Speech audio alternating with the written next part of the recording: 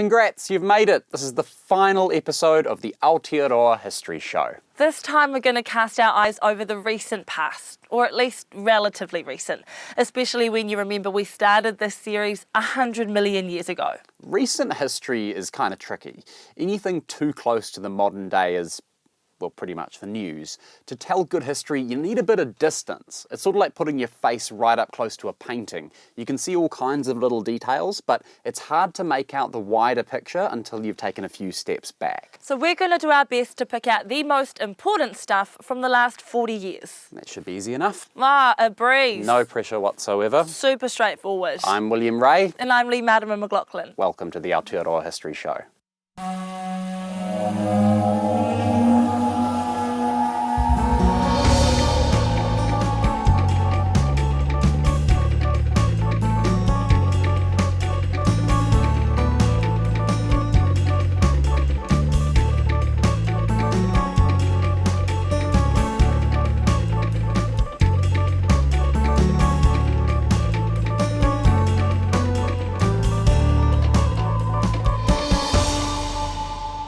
So we're in the momentous year of 1984. Think leg warmers, Billy T. James, and most notably, the fall of Robert Muldoon's national government and the start of the fourth Labour government under Prime Minister David Lange. This shift in power was really chaotic.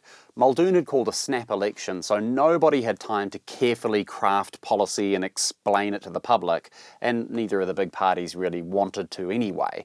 Despite losing, Muldoon created something of a constitutional crisis in the days immediately after the election. He blocked the incoming Labour government from devaluing the currency, which very nearly saw New Zealand default on its debts. Muldoon was eventually convinced to back down, but the new Labour government was still left facing massive economic problems.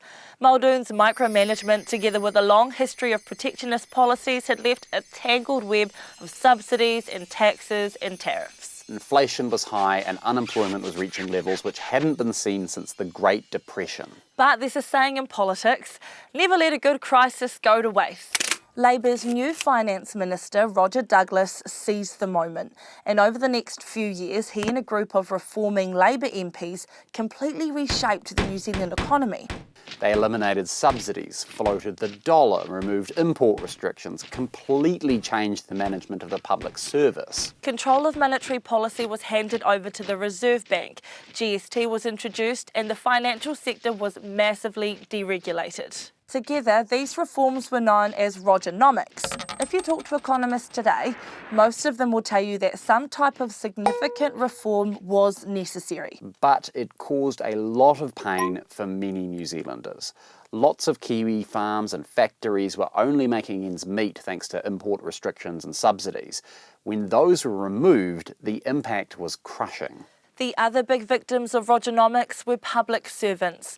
Labour converted a lot of old government departments into state-owned enterprises. They were meant to act like private companies and run themselves more efficiently. This saved taxpayers a lot of money, but it also caused huge job cuts. Tens of thousands of public servants resigned or were made redundant. The spike in job losses hit Maori particularly hard. By 1992, 1 in 4 working-age Maori were unemployed. Long-term trends towards improving Maori health reversed and Maori mortality rose. But other people were making big money from Rogernomics. The government sold off banks, our telco and forests, amongst others, to private companies, which meant big opportunities for investors. The 1980s were a golden age for investors all over the world. Overseas money flooded into Aotearoa to take advantage of our high interest rates, our newly deregulated financial industry, and our booming share market. A lot of Kiwis went along for the ride. In 1986, the National Business Review published its first New Zealand Rich List, celebrating the success of super wealthy New Zealanders. Lots of ordinary Kiwis mortgaged and remortgaged their homes so they could raise cash to jump on the bandwagon.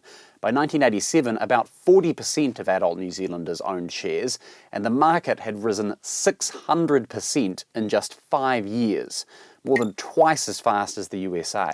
It was a huge bubble, and on October 20th, 1987, it burst. A sharp fall on Wall Street spooked investors, and the New Zealand share market plummeted. Over the next 4 years, 3/4 of its value was wiped out, and 200 companies collapsed. Roger Douglas and his allies saw this crisis as an opportunity to justify even more reforms. He wanted the widespread sale of state assets and deep cuts to defence and foreign affairs spending. Most significantly, he wanted everyone to pay the same rate of tax, no matter their level of income. These proposals got a lot of criticism from the union movement. The unions felt Labour was abandoning its roots as the party of workers. Prime Minister David Lange said the real wake-up call came in the 1987 election, when Labour won over a lot of right-wing voters who usually supported National. It set me to think, what on earth have we done that we came within 400 votes of winning the true blue seat of Remuera? And that struck me as being a dangerous flirtation and an act of treachery to the people we were born to represent. In his second term, Lange pushed his government to slow down the pace of change, but Douglas and his supporters pushed back. Lange had started off as one of the most popular prime ministers in New Zealand history. He was a fantastic public speaker. There was this famous exchange when he defended New Zealand's nuclear-free stance in a debate at the Oxford Union Society. Whether you are snuggling up to the bomb or living in the peaceful shadow of the bomb, New Zealand benefits, sir, and that's the question with which we charge you, and that's the question with which we would like an answer, sir. And I'm going to give it to you if you hold your breath, just for a moment. I could smell the uranium on it as you lean towards it. But the conflict over Rogernomics eroded his support. The debate raged inside the Labour Party, and eventually David Lange resigned as the Prime Minister. Long term, the Lange government's reforms gave New Zealand a more open and market-led economy that could adapt more quickly to a changing world. But most of the people involved in that government have since said they should have done more to cushion the impact on ordinary Kiwis. When Lange left Parliament for the final time, he gave a speech which reflected on the effects of his government's reforms. I want to thank those people whose lives were wrecked by us. They'd been taught for years they had the right to an endless treadmill of prosperity and assurance, and we did them. People over 60 hate me. They hate me because I was the symbol of what caused that assurance of support and security to be shattered. Lange was replaced as Prime Minister by his deputy, Geoffrey Palmer. Palmer served as Prime Minister for a year before he was replaced by Mike Moore about 2 months ahead of the 1990 election. Geoffrey Palmer made some efforts to shift the government's focus away from controversial economic policies and towards reforming our environmental, planning and constitutional law. But New Zealanders were fed up with the infighting and dysfunction. In 1990, Labour suffered one of its worst defeats in electoral history, and National swept to power with a gigantic majority. The National Party's leader, Jim Bolger, had campaigned against the worst effects of Rogernomics, but instead of repealing Labour's economic reforms, National reinforced them, then went further. In 1991, National's Finance Minister Ruth Richardson delivered what she proudly described as the mother of all budgets. Richardson's political opponents had a different nickname for her policies: Ruthanasia. The 1991 budget dramatically reduced spending on social welfare. Unemployment and sickness benefits were slashed and universal family benefits were abolished. These cuts, combined with the job losses from Rogernomics, had a heavy impact on the poorest New Zealanders. Between 1990 and 1995, the proportion of children living below the poverty line doubled. Another big move of the Bolger government was to clamp down on the union movement by ending compulsory union membership. Throughout most of the 20th century, unions had been a dominant force of New Zealand life. They held enormous political and economic power. In the 70s and 80s, that power had waned. There were all kinds of restructures and reforms, but the 1991 Employment Contracts Act was the knockout punch. Union membership collapsed, and their power went with it. These days, less than 1 in 5 Kiwi workers are union members. By this point, Kiwi voters were getting frustrated. Neither Labour nor National had actually campaigned on any of this stuff. It felt like both parties were trying to reshape New Zealand without asking voters if they wanted it reshaped. Trust in politicians was at an all-time low. According to polls, they ranked alongside second-hand car dealers as the least respected people in the country. So when voters were offered a chance to shake up New Zealand's electoral system, they grabbed it. In 1993, there was a referendum to replace the old first-past-the-post voting system with mixed-member proportional, and MMP got 54% of the vote. One of the biggest changes of MMP was that minor political parties could now have a major impact on politics. That encouraged a lot of Labour and National MPs to go off and set up their own parties. And when we say a lot, we mean a lot. By the time of the 1996 election, there were 7 different parties in Parliament, plus 1 independent MP. MMP also increased Maori representation. In 1996, the proportion of Maori in Parliament doubled from 6 to 12%. In the 2017 election, it was 29%. Women's representation has also doubled since MMP came in. As of 2019, 40% of MPs were women. Finally, the introduction of MMP seems to have coincided with a shift away from major reform efforts. Don't get me wrong, there have been some major law changes since 1996. The legalisation of same-sex marriage in 2013 was a huge victory for the LGBT community. But recent governments haven't tried anything near as dramatic as Rogernomics or the mother of all budgets. Is that because of MMP? It's hard to say. To be honest, this is all getting a bit too close to the present day to count as history. Let's wind back and have a look at Aotearoa's recent past from another perspective. First, the economy. Many Kiwi businesses were crushed by the removal of subsidies and import restrictions under Rogernomics. Some industries completely collapsed, like you don't see cars or TVs made in New Zealand anymore. There were also huge effects on New Zealand agriculture. The removal of subsidies meant our farmers had to focus more on what was actually profitable to sell overseas. This sparked a big shift away from sheep farming. In 1982, there were more than 70 million sheep in New Zealand. Today, it's more like 27 million. Those sheep have been replaced by stuff like kiwi fruit, deer, wine, but the biggest boom has been in dairy. In 1996, there were roughly 2.7 million dairy cows in New Zealand. By 2014, that had risen to nearly 5 million.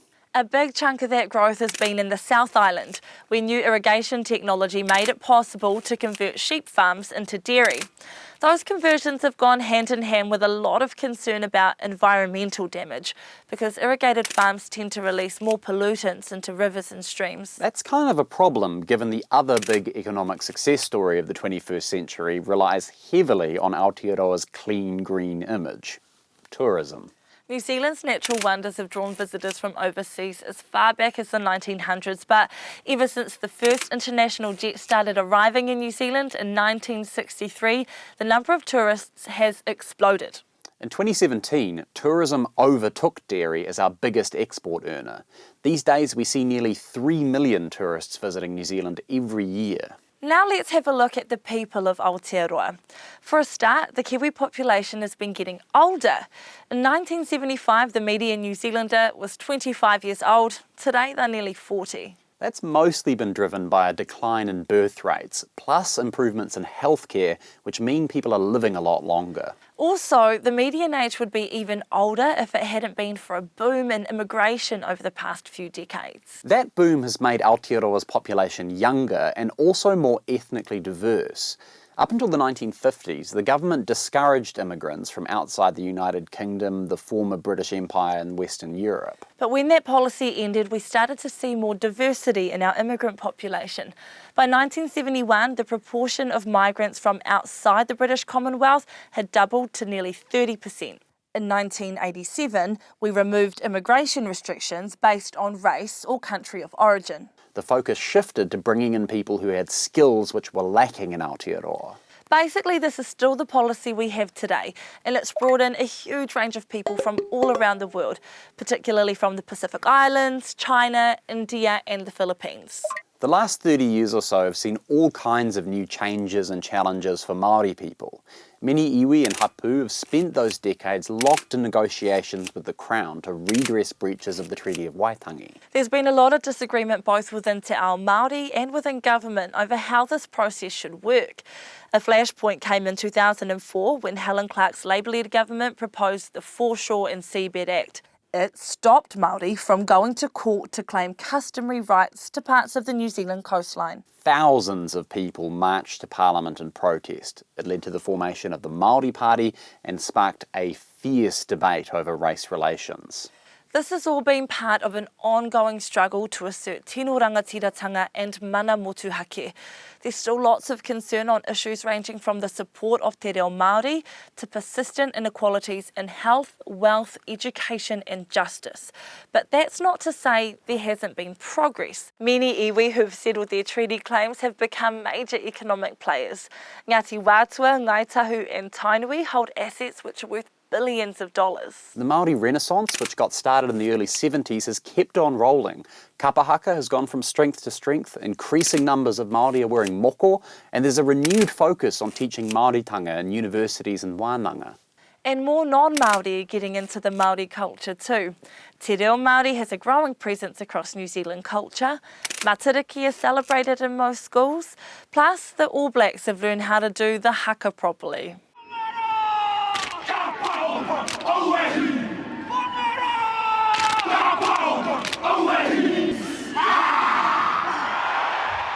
Okay, so we've talked about politics and economics and people, and it's really hard to see how any of this stuff will play out in the long run. Some of the things which happened in the last few years might seem super important today, but when people look back on it in 50 or 100 years' time, they'll just be like, nah, who cares? On the other hand, there's probably some stuff happening right now that lots of us are sort of ignoring, but in future people will be like, seriously, how the hell weren't people freaking out about that? Did they not realise how hugely, enormously important that was going to be? I think you're talking about climate change. Yes, I'm talking about climate change. Yeah, he's talking about climate change. Climate change. Climate change. Conversations about climate change have a really long history in Aotearoa. Like, here's an article from the Waitemata and Kaipara Gazette. The furnaces of the world are now burning about 2 billion tonnes of coal a year. When this is burned, uniting with oxygen, it adds about 7 billion tonnes of carbon dioxide to the atmosphere yearly. This tends to make the air a more effective blanket for the Earth and to raise its temperature. The effect may be considerable in a few centuries. That article was published on the 14th of August, 1912. As far as anyone can tell, it's the first time a New Zealand newspaper mentioned what's now known as the greenhouse effect. Over the last 100 years since that article was written, the world has warmed by about 1.5 degrees. And climate change isn't the only challenge modern Aotearoa is facing. There's new disruptive technologies like lab-grown meat, AI and social media. There's new geopolitical challenges with the rising power of China. There's new threats to health with antibiotic-resistant microbes. Plus, we still have to deal with the older problems. What do we do about recessions and natural disasters and housing shortages and who should wear the number 10 jersey for the All Blacks? It could all seem kind of overwhelming. But the thing is that while the exact challenges we're facing right now are different from the ones our ancestors faced, the future always looks like a scary place. And hopefully, looking back at the challenges our tūpuna have faced will give us some inspiration to overcome our own challenges, or even just learn from their mistakes. Sort of the whole reason we made this series, so hopefully it's worked. Anyway, time to wrap up. Yep. I'm William Ray. And I'm Lee Marama McLaughlin. Thanks so much for joining us in this voyage through the history of Aotearoa.